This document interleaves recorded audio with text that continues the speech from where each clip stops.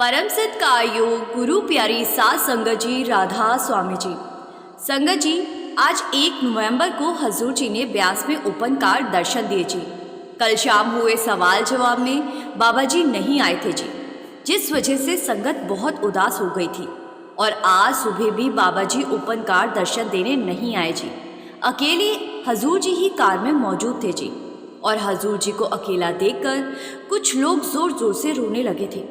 शायद बाबा जी की कमी महसूस कर रहे थे।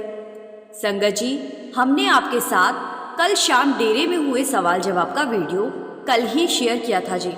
और कुछ सवाल जवाब ऐसे थे जो समय की कमी के कारण हम कल वाले वीडियो में नहीं डाल पाए थे जी। इसीलिए हम कल हुए सवाल जवाब जो कल वाले वीडियो में नहीं थे जी, वो अब इस वीडियो में आपके लिए लेकर आए हैं जी। और उसके बाद हम आपके साथ ब्यास में घटी एक सच्ची घटना का भी जिक्र करेंगे जी। आपसे एक ही विनती है जी कि कमेंट में एक बार प्रेम से राधा स्वामी लिखकर ही इस वीडियो में आगे बढ़े जी। एक लड़की ने हजूर जी से सवाल किया और वो हजूर जी से सवाल करते हुए सिर्फ रो ही जा रही थी।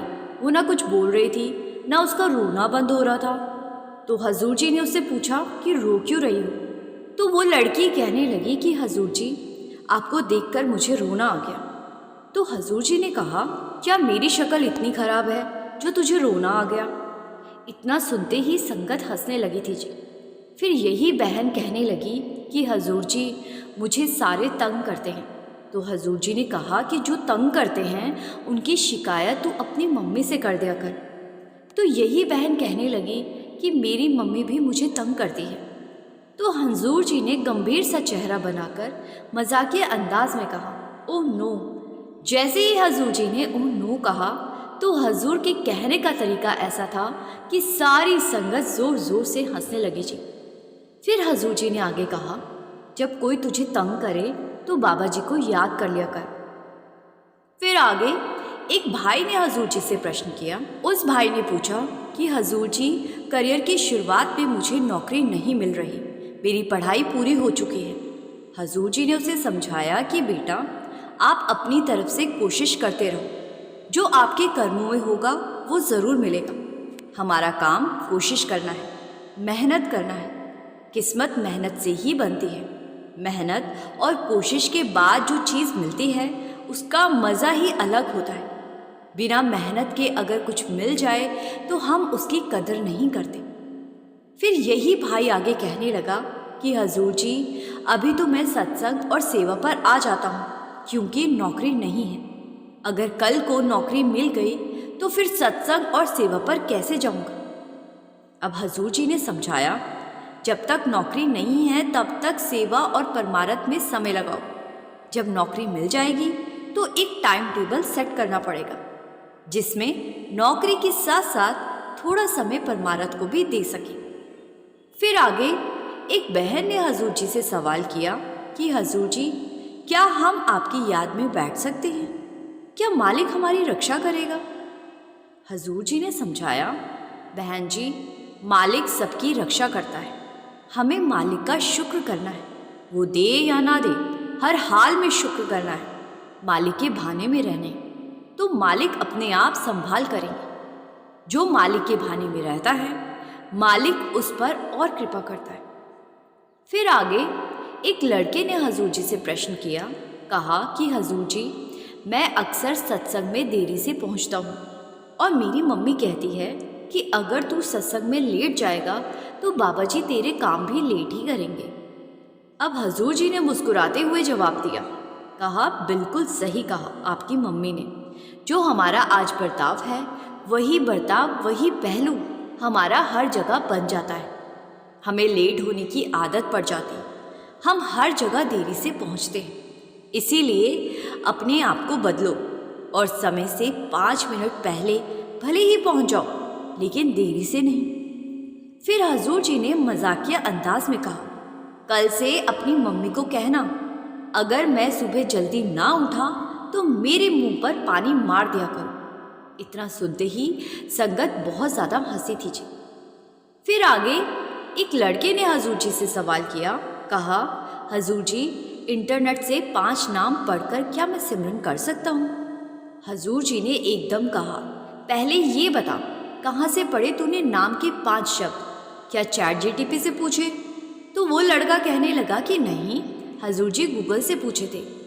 फिर ये लड़का कहने लगा कि हजूर जी, एक बार मेरे मन में जिज्ञासा थी तो मैंने नामदान को इंटरनेट पर पढ़ लिया, लेकिन मुझे बाद में गिल्टी फील हुई कि कहीं मैंने गलत तो नहीं किया। हजूर जी ने समझाया कि बेटा, पढ़ने से कुछ नहीं होता और ना ही ऐसे पढ़कर नाम का सिमरन करना चाहिए। नाम की असली ताकत तभी मिलती है जब गुरु खुद हमें नामदान देते हैं और हम गुरु के हुक्म में रहकर नाम का सिमरन करते।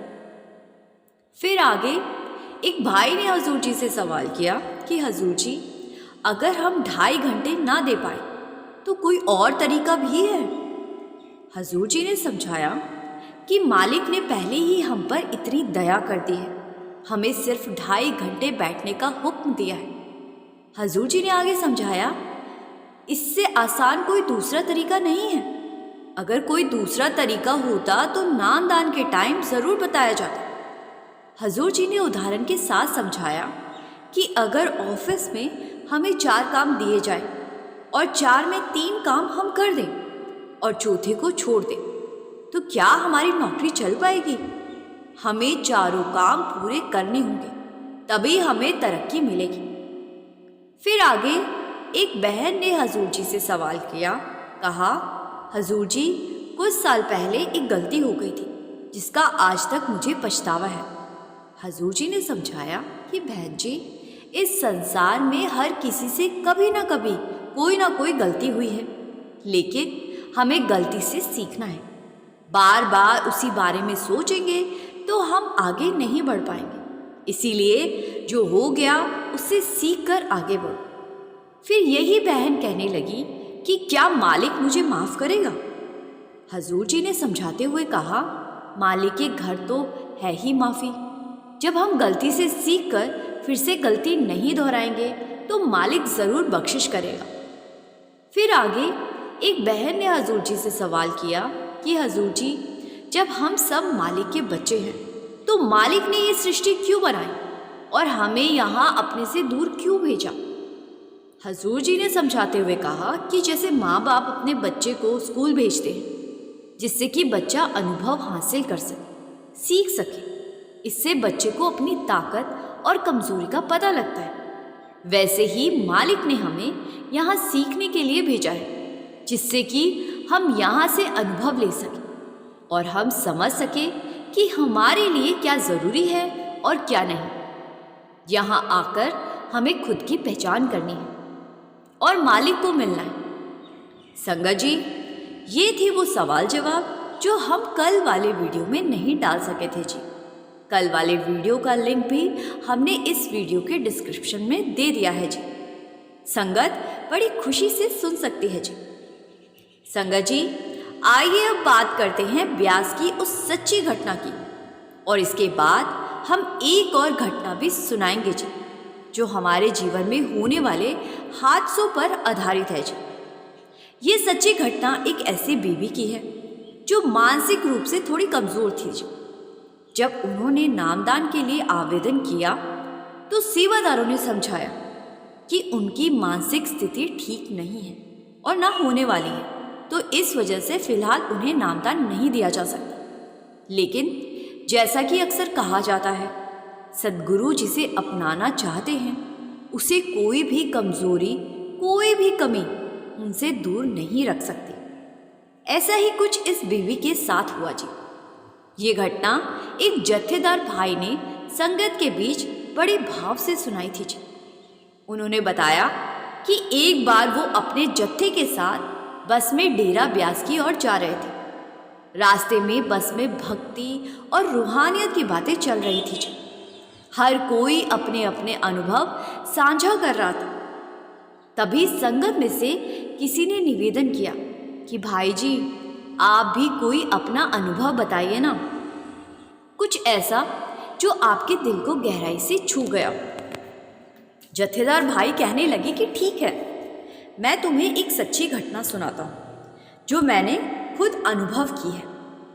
फिर उन्होंने बड़े भाव से कहना शुरू किया कि जिस बहन के बारे में मैं बात करने जा रहा हूँ वो यहीं इसी बस में है, लेकिन मैं उनका नाम नहीं लूँगी। आप बस उनके साथ हुई इस घटना को सुनिए। अब जत्थेदार भाई ने कहा, जो सत्संगी रोजाना बिना किसी चूक के 2.5 घंटे सिमरन करते हैं और अपने गुरु की आज्ञा को अपने जीवन का आधार मानकर चलते हैं, उनके अंदर धीरे धीरे एक अद्भुत परिवर्तन आने लगता है। उसका स्वभाव, उसकी सोच, उसकी दृष्टि, सब कुछ बदल जाता है। उसकी रूह में एक अलग ही नूर छलकने लगता है। उन्होंने बड़ी नम्रता से समझाते हुए कहा, हमारे जत्थे में एक बहन थी जो मानसिक रूप से थोड़ी कमज़ोर थी। लोग अक्सर उनकी हालात को देखकर उन्हें मंदबुद्धि या पागल कहकर हंसी उड़ाते थे। कई बार लोग उनका अपमान भी कर देते थे, लेकिन उस बहन ने कभी भी गुरु घर की सेवा से मुंह नहीं मोड़ा। वो हमेशा सेवा में लगी रहती थी। झाड़ू लगाना हो, पानी भरना हो या कोई और काम, वो पूरे मन से करती थी। सेवा करते वक्त उनके होठ हमेशा कुछ न कुछ बोलते रहते थे, मानो वो भीतर ही भीतर किसी से संवाद कर रही हो। उनकी समझ और सोचने की शक्ति एक सामान्य इंसान की तुलना में कम थी जी। इसीलिए लोग उन्हें पागल कहने लगे थे। मगर सच्चाई ये थी कि उनके भीतर सेवा के प्रति एक ऐसी सच्ची लगन थी जो किसी समझदार से समझदार इंसान में भी दुर्लभ होती है। वो हमेशा हंसते हुए खुश दिल से सेवा करती थी और उनके उत्साह के सामने कोई भी टिक नहीं पाता था। एक दिन अचानक उन्होंने मुझसे कहा, भाई जी, मैं भी नाम लेना चाहती हूँ। उनकी बात सुनकर मेरा दिल भर आया। मुझे बहुत खुशी हुई और सच कहूँ तो वो मुझे अपनी सगी बहन जैसी लगती थी। दुनिया भले उनका मजाक उड़ाती थी, लेकिन मेरे दिल में उनके लिए गहरी इज्जत थी, क्योंकि मैं मानता हूँ हर जीव उसी एक मालिक की रचना है। वही किसी को अधिक बुद्धि देता है और किसी को थोड़ी कम। ये हमारे बस की बात नहीं है। बानी में भी आया है, यहाँ कोई मूर्ख नहीं, कोई ज्ञानी नहीं, सब कुछ उसी प्रभु की रजा से चल रहा है। जिसे वो अधिक समझ देता है लोग उसे बुद्धिमान कह देते हैं, और जिसे वो कम समझ देता है दुनिया उसे मूर्ख या मंदबुद्धि कहती है। संगत जी, लेकिन सच्चाई ये है कि दोनों ही उसी के बनाए हुए हैं और दोनों पर उसकी कृपा का बराबर हक है। जब उस बहन ने एक दिन बड़ी सादगी से मुझसे कहा कि वो भी नाम लेना चाहती है, तो मैंने सोचा ये तो बहुत अच्छी बात है। आखिर वो हर रोज सेवा करती है, सत्संग सुनती है और हर काम में पूरा मन लगाती है। इसीलिए मैंने ये बात नामदान कमेटी के सामने रखी थी। लेकिन कमेटी के कुछ सदस्यों ने कहा, नहीं भाई जी, इन्हें नामदान नहीं दिया जा सकता क्योंकि इनकी मानसिक स्थिति ठीक नहीं है। मैंने पूछा, पर ऐसा क्यों? जब ये बहन इतनी श्रद्धा से गुरु घर आती है, इतनी सेवा करती है, हर सत्संग में हाजिरी लगाती है, तो इन्हें नामदान से वंचित क्यों रखा जाए? उन्होंने उत्तर दिया, देखिए, अगर ऐसे जीव को नाम दे दिया गया और वो आगे चलकर नाम का अपमान कर बैठी तो ये गलत होगा। इसीलिए बेहतर है कि हम इनके नाम को सूची में शामिल ना करें। उनकी ये बात सुनकर मेरा मन विचलित हो गया। मैंने शांत होकर कहा, भाई जी, आप कैसी बातें कर रहे हैं? जिस मालिक ने हम सबको बनाया है उसी ने इन्हें भी रचा है। फर्क सिर्फ इतना है कि इनके अंदर सोचने समझने की शक्ति थोड़ी कम है, लेकिन इनके भीतर जो भक्ति और समर्पण की भावना है वो बहुतों से कहीं अधिक है। ये बहन बिना नागा सेवा करती है, सत्संग में हमेशा उपस्थित रहती है और गुरु घर के प्रति इनकी निष्ठा अटल है। फिर हम कौन होते हैं इन्हें प्रभु के नाम से जुड़ने से रोकने वाले? अगर मालिक ने इनके दिल में नाम की प्यास जगाई है तो ये उसी की कृपा का संकेत है। और जब सद्गुरु स्वयं बुलावा भेजते हैं तब कोई भी रुकावट उनके हुक्म के आगे टिक नहीं सकती। संगत जी, बड़ी मेहनत और निवेदन के बाद आखिरकार जत्थेदार भाई उस बहन के लिए नामदान की स्वीकृति दिलवाने में सफल हो गए जी। जब उसे नाम मिला तो भाई जी ने उसे बहुत प्रेम से समझाया कि देखो बहन, अब तुम्हें रोजाना भजन बंदगी पर बैठना है। तुम्हें जो पवित्र नाम मिला है उसका सिमरन वैसे ही करना है जैसे सद्गुरु ने तरीका बताया है। वो बहन मेरी बात को बड़े ध्यान से सुन रही थी और फिर जैसे कोई बच्चा अपने गुरु की आज्ञा को आदेश मानकर चल पड़ता है, वैसे ही उसने भी बिना किसी बहस या सवाल के उसी क्षण से नियमित रूप से भजन बंदगी शुरू कर दीजिए। आगे जत्थेदार भाई ने बताया, देखो संगत जी, समझदार या बुद्धिमान व्यक्ति को किसी बात के लिए राजी करना आसान नहीं होता। वे हर बात को तोलते हैं, परखते हैं, फिर सोचते हैं कि इसमें मेरा क्या लाभ है, तभी मानते हैं। वे हर बात पर सवाल करते हैं, तर्क करते हैं। लेकिन जो सरल हृदय और कम बुद्धि वाले लोग होते हैं, उनमें एक अलग ही विशेषता होती। वे मासूम होते, सीधे दिल से सुनते, और जब कोई प्रेम से उन्हें कुछ समझाता है तो बिना किसी शंका या सवाल के उसे मान लेते। जैसे उन्हें बताया जाए वे उसी तरह करना शुरू कर देते। वो बहन भी बिल्कुल ऐसी ही थी। सच्चे दिल से बिना कुछ सोचे समझे उसने मेरी कही हर बात को अपना नियम बना ली। वो रोज समय पर भजन बंदगी पर बैठती और एक दिन भी नागा नहीं करती। ऐसे ही करते करते करीब 5 महीने बीत गए और संगत जी, इन 5 महीनों में जो परिवर्तन आया वो देखकर हर कोई हैरान रह गया। उसकी आंखों में एक अलग ही चमक आ गई थी, चेहरे पर शांति, मन में स्थिरता आने लगी थी। उसकी मानसिक स्थिति दिन ब दिन सुधरने लगी थी। अब ये सब उस नाम की शक्ति और सद्गुरु की मेहर का ही परिणाम था जी। जैसे जैसे समय बीतता गया संगत जी, उस बहन के भीतर एक गहरा परिवर्तन दिखाई देने लगा। उसका स्वभाव, उसका व्यवहार, सब कुछ धीरे धीरे बदलने लगा। जो बहन पहले अपने आप में कुछ ना कुछ बड़बड़ाती रहती थी, अब एकदम शांत और स्थिर हो गई थी। उसके चेहरे पर एक अजीब सी नूरानी शांति झलकने लगी थी। ऐसा लगता था मानो भीतर कुछ जग गया, कुछ ऐसा जो उसे पहले से कहीं अधिक सचेत, संतुलित और गहराई से समझदार बना चुका।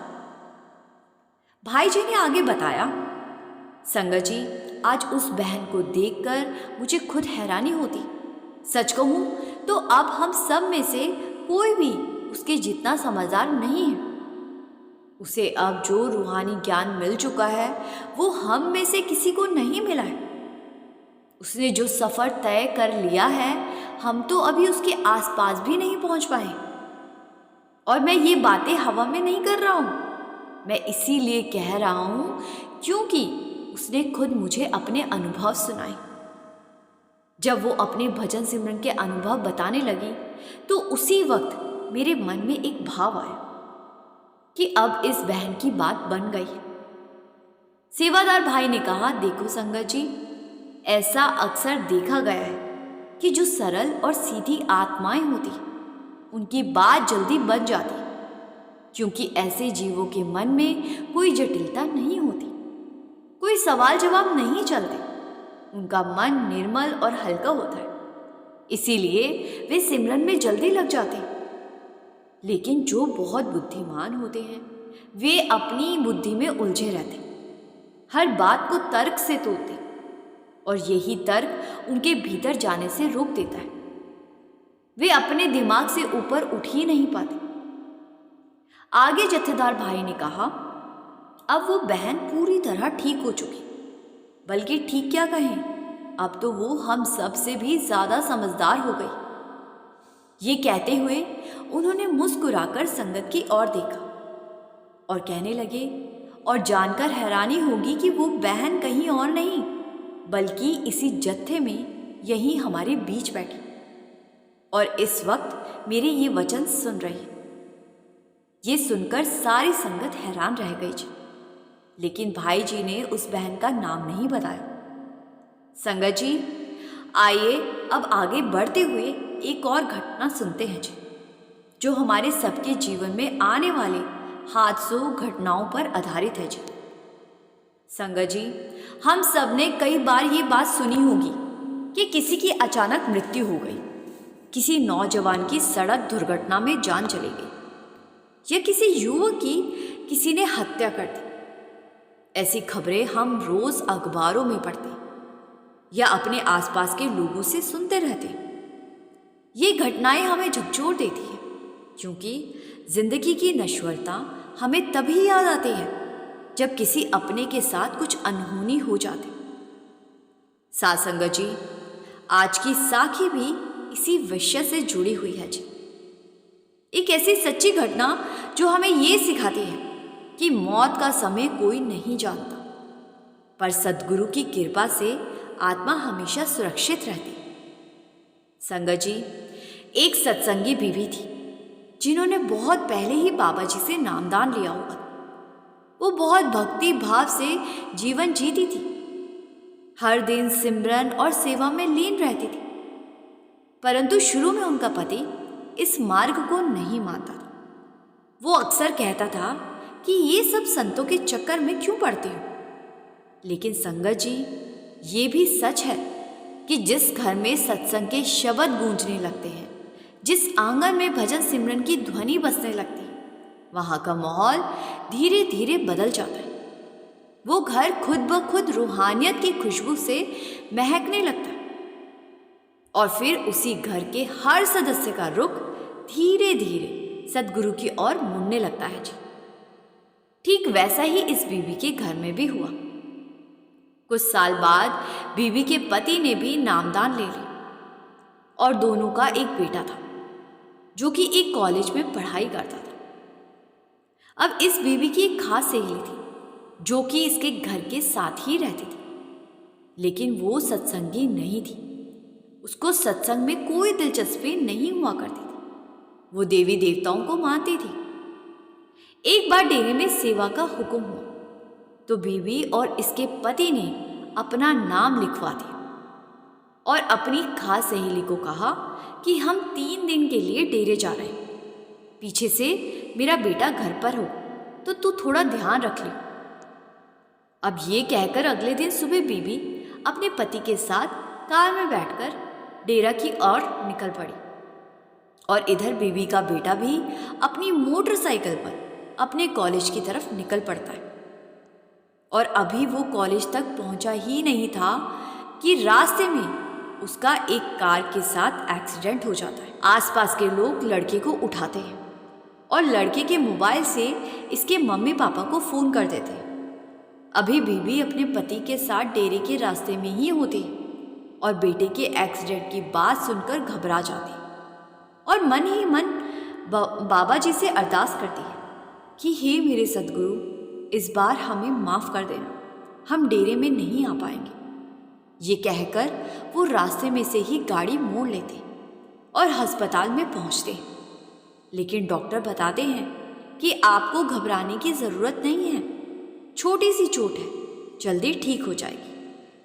उस दिन तो वो अपने बेटे को घर ले आते हैं, लेकिन उसी महीने में इस बहन के बेटे का 4 बार और एक्सीडेंट हो जाता है। संगत जी, जब एक ही महीने में किसी का बार बार एक्सीडेंट हो तो ये कोई सामान्य बात नहीं हो सकती जी। इसीलिए इस बहन को चिंता होने लगी। इस बहन की पड़ोस वाली सहेली ने फिर से ताना मारा और कहा कि तेरा गुरु कैसा है जो तेरे बेटे की रक्षा ही नहीं करता। हमारे पंडित जी होते तो कोई ना कोई उपाय जरूर बताते। अब सहेली का असर इस बहन पर होने लगा था और ये अपनी उस सहेली के साथ उसके पंडित के पास पहुंच गई। पंडित ने जब इस बहन के बेटे की कुंडली के लिए जन्म की डिटेल मांगी तो बहन ने सब कुछ दे दिया, क्योंकि अब इस बहन का विश्वास बाबा जी पर से डोल चुका था। पंडित ने कुंडली बनाई और देखकर दंग रह गया और कहने लगा कि कुंडली के हिसाब से इस लड़के की आकस्मिक मृत्यु 18 वर्ष की आयु में लिखी थी, लेकिन आप कह रही हैं ये लड़का 21 साल का हो चुका है।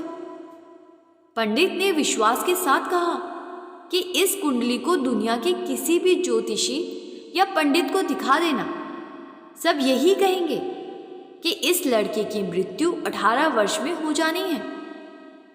अब ये सुनकर इस बहन के होश उड़ गए और उसने कहा, पंडित जी ये आप कैसी बात कर रहे हो? तो पंडित ने कहा कि बहन जी मैं सही बोल रहा हूं, आपके बेटे की मृत्यु 18 साल में होनी तय थी, लेकिन कोई ऐसी शक्ति है जिससे आप लोग जुड़े हुए हो, जो बार बार काल के मुंह से आपके बेटे को बचा लाती। पंडित जी ने कहा, जो आया है एक दिन वो जाएगा, लेकिन आकस्मिक मृत्यु कुछ लोगों की हो जाती है, क्योंकि काल किसी ना किसी का शिकार करता रहता है। लेकिन आपके बेटे के ऊपर कोई तो शक्ति है जो इसको बार बार बचा रही है। फिर पंडित ने और गहराई से पूछा कि आप किस धार्मिक जगह से जुड़े हुए हो, कौन से मंदिर गुरुद्वारे में जाते हो? तो इस बहन ने बता दिया कि हम मंदिर गुरुद्वारे नहीं जाते, बल्कि हम तो ब्यास जाते हैं और ब्यास वाले बाबा जी से नामदान लिया हुआ। अब इतना सुनते ही पंडित ने बताया कि आपके गुरु सच में बहुत शक्तिशाली हैं, जो आपके बेटे को काल से बचा लेते हैं।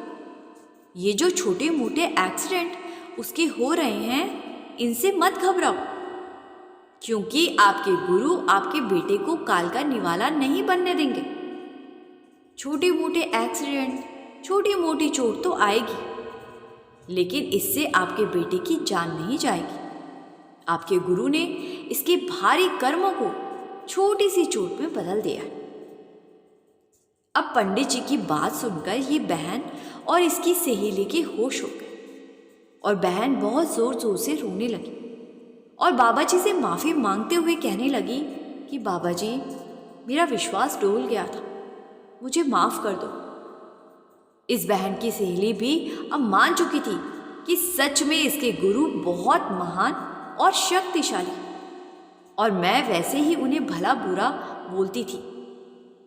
संगत जी, इसीलिए तो कहते हैं गुरु जिसको अपनी शरण दे देते हैं फिर उसकी संभाल जरूर करते हैं, लेकिन हमारा विश्वास बार बार डोल जाता है। संगत जी, आज शाम को भी ब्यास में सवाल जवाब होंगे जी। हम पूरी कोशिश करेंगे कि आपके साथ आज शाम के सवाल जवाब ज़रूर साझा कर सके जी। कमेंट में राधा स्वामी ज़रूर लिखे जी, और संगत के अपने इस चैनल को सब्सक्राइब करना मत भूले जी। गुरु प्यारी सात संगत जी, राधा स्वामी जी।